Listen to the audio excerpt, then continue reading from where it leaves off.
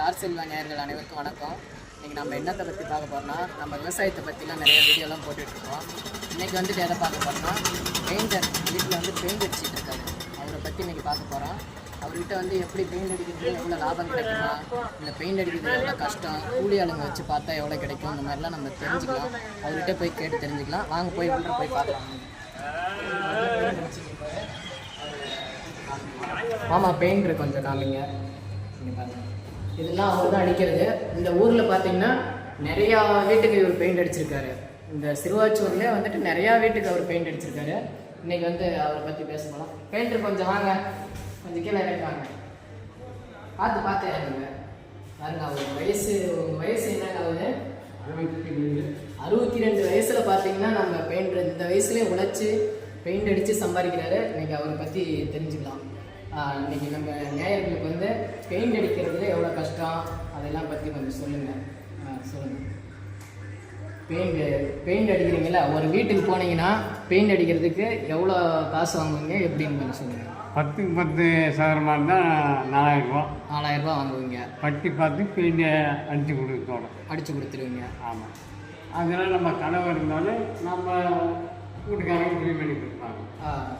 அதுக்கு மேலே நம்ம கவுத்து வேலை செஞ்சோம்னா ரொம்ப 3 விட்டு பள்ளிங்கனாங்கன்னா பெரிய உயரமான பில்டிங் 3 விட்டு 4 விட்டு கவுத்தில் உயிரை கையால் பிடிச்சிட்டு வேலை செய்யணும். 2 பேர் கவுரு பிடிப்பாங்க, ஒரு ஆள் நாங்கள் தொங்கிட்டு அடிப்பீங்க. அவங்க அசால்ட்டாக விட்டாங்கன்னா நான் ஞாபகம் இருப்பேன். அப்படிங்களா? அவ்வளோ கஷ்டம் இருக்குது இதில் வந்துட்டு எப்படின்னா, நீங்கள் ஆடு வச்சு செய்கிறீங்கல்ல, ஆள் 10 பேர் வச்சு நான் வேலை செய்கிறேன். ஆளுக்கு நீங்கள் எதுவோ நான் நாம தான் செலவு பண்ணுவேன். நீங்கள் தான் செலவு பண்ணலாம். இல்லை அதில் உங்களுக்கு லாபம் கிடைக்குங்களா? லாபம் கிடைக்கும். ஏதோ ஆளுங்களுக்கு வச்சு வேலை பேருக்கு நம்ம வேலை செய்யணும்.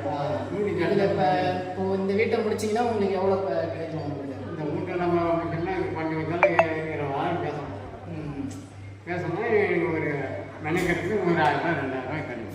உங்களுக்கு மட்டும் ஒரு 1000 ரூபாய் கிடைக்கும், அவ்வளோதான்.